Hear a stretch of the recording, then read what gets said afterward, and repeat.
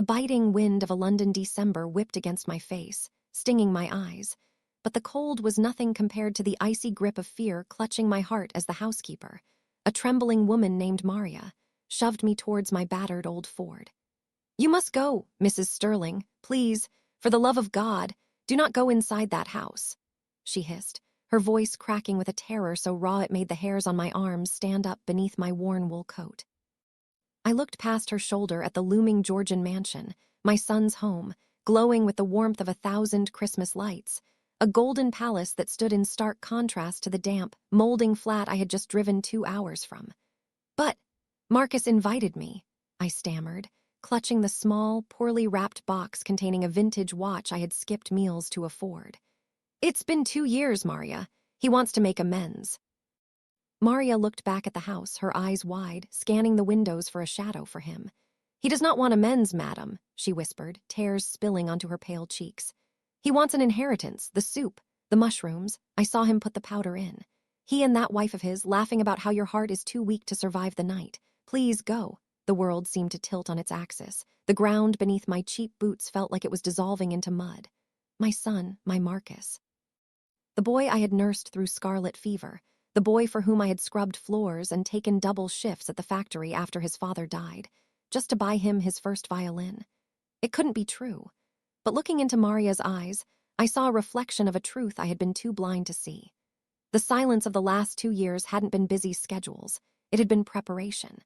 I scrambled into my car, my hands shaking so violently I could barely turn the ignition key. The engine sputtered to life, a coughing, wheezing sound that felt deafening in the silence of the wealthy cul-de-sac. As I threw the car into reverse, the front door of the mansion opened. Marcus stepped out, holding a glass of red wine, looking like the lord of the manor. He smiled, a smile that once warmed my soul but now looked like the grin of a wolf watching a lamb. He waved, beckoning me back.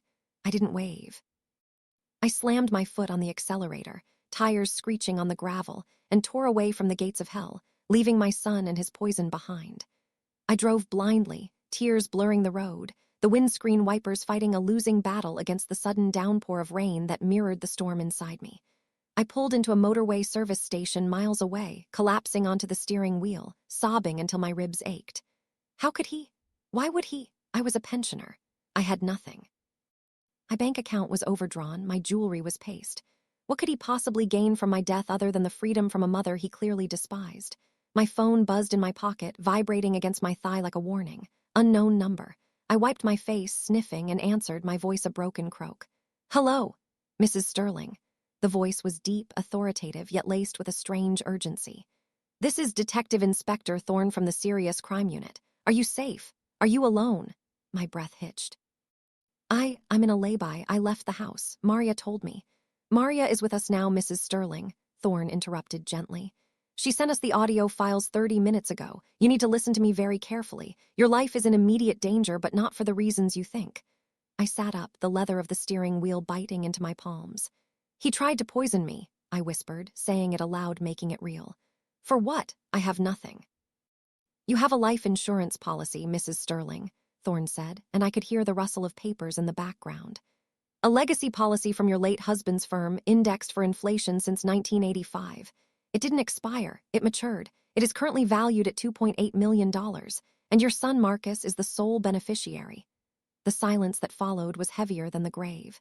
2.8 million. The number floated in the air, grotesque and impossible. I remembered the policy. Robert had signed it weeks before his heart attack. A safety net, he had called it, but the paperwork had been lost in the chaos of his death and the company's merger. I had forgotten it existed, but Marcus hadn't. He must have found the old documents. He must have tracked it down. He had watched me eat beans on toast while he sat on a secret fortune that required my corpse to unlock. He knew. I asked, my voice trembling with a rage that was beginning to replace the sorrow. "He knew all this time." "For 18 months, Thorne confirmed. "We have access to his search history. Inducing cardiac arrest in the elderly, untraceable poisons, probate timelines. He didn't just invite you for dinner, Mrs. Sterling. He invited you to your execution.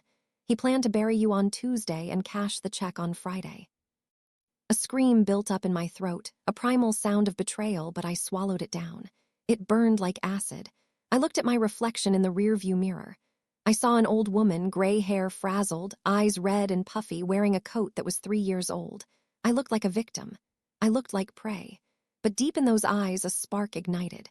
A cold, hard spark of hatred. He hadn't just tried to kill me, he had killed the mother in me. The woman who loved him unconditionally was dead, poisoned by his greed. What remained was something else entirely. "Mrs. Sterling," Thorne asked, his voice worried. "We are sending a patrol car to bring you to the station. We can put you in protective custody." "No," I said, and my voice was steady now, terrifyingly calm. "If he thinks I'm dead, he'll be celebrating, won't he? He'll be toasting to his new fortune." "Technically, yes," Thorne replied, confused. "But we are going to arrest him." "Not yet," I commanded. "I don't want him just arrested, I want him destroyed. I want him to feel what it's like to lose everything just when he thinks he has won. Detective, I have a plan, and you are going to help me execute it." The rain hammered on the roof of the car, sounding like applause. I looked at the gift box on the passenger seat, the watch I had bought for him. I rolled down the window and threw it into the dark, wet tarmac. It shattered. Good. Let it break. Just like he broke us. I started the engine, not to run away this time, but to drive into the eye of the storm. My son wanted a funeral. I would give him one, but it wouldn't be mine. The plan was a gamble, a piece of theater so macabre it made Detective Thorne hesitate, but the recordings Maria provided were damning enough to give me leverage. The police agreed to delay the raid by 1 hour. 1 hour for me to play the ghost. 1 hour to look my murderer in the eye. I parked my car down the road. Hidden by the shadows of the weeping willows that lined the estate, I walked back towards the mansion, the rain soaking me to the bone, plastering my hair to my skull, making me look like a specter risen from a watery grave. The gates were open. Maria must have left them unlocked in her flight. I walked up the driveway, every step a painful memory. Here was where I taught him to ride a bike. Here was where he scraped his knee and I kissed it better. I was walking through a graveyard of memories, and at the end of it stood the mausoleum of his greed. Through the bay windows, I could see them. Marcus and his wife, Isabella. They weren't mourning. They weren't worried that I hadn't arrived. They were dancing. A slow, languid dance in the middle of the drawing room, wine glasses in hand, laughing. The sight of it severed the last thread of attachment I had. They were celebrating my anticipated death. I moved to the French doors. They were unlocked. Of course they were. Arrogance always leaves a door open. I pushed the handle. The wind howled into the room, blowing out the candles on the mantelpiece, plunging the room into a flickering semi-darkness. The music stopped.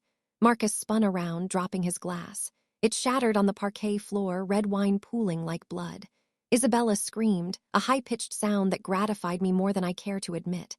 I stood there, dripping wet, shivering, looking like death itself. "Mother."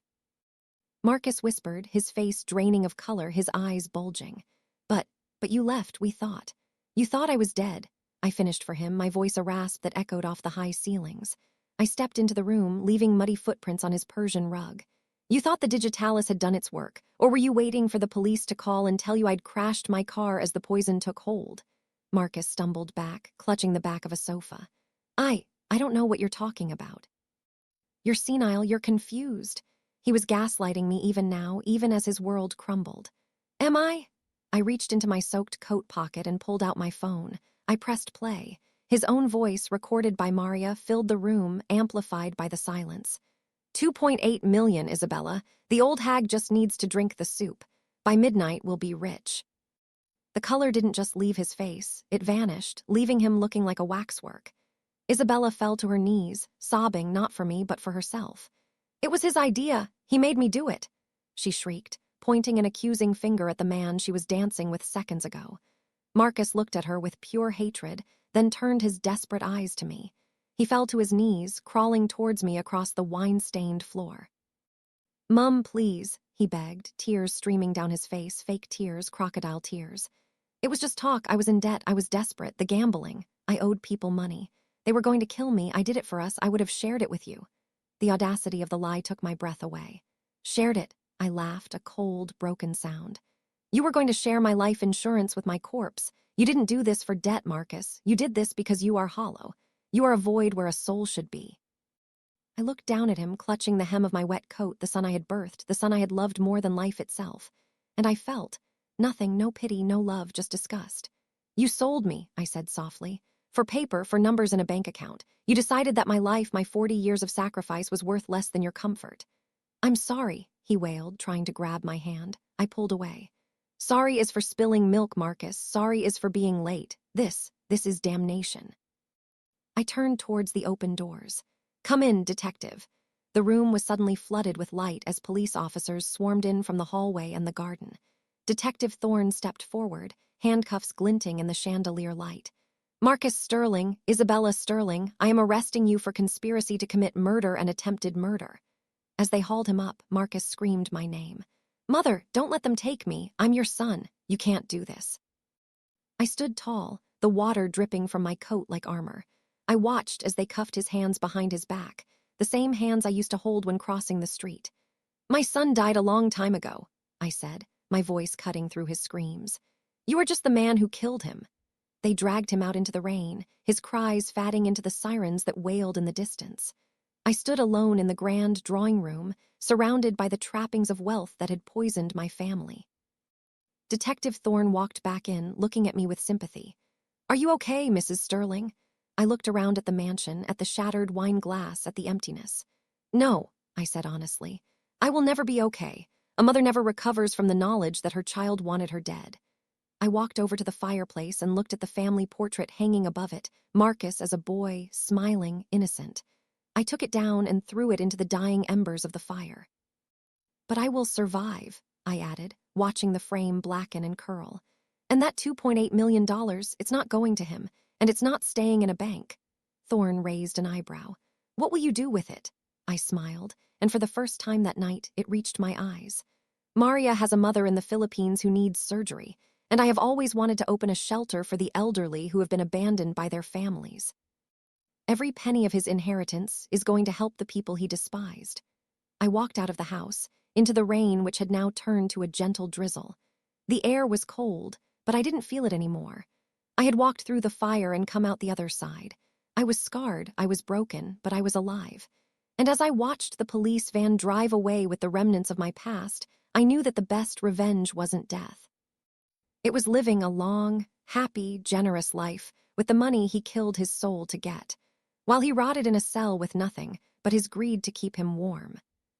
If this story sent shivers down your spine and you believe that betrayal never goes unpunished, hit that like button right now.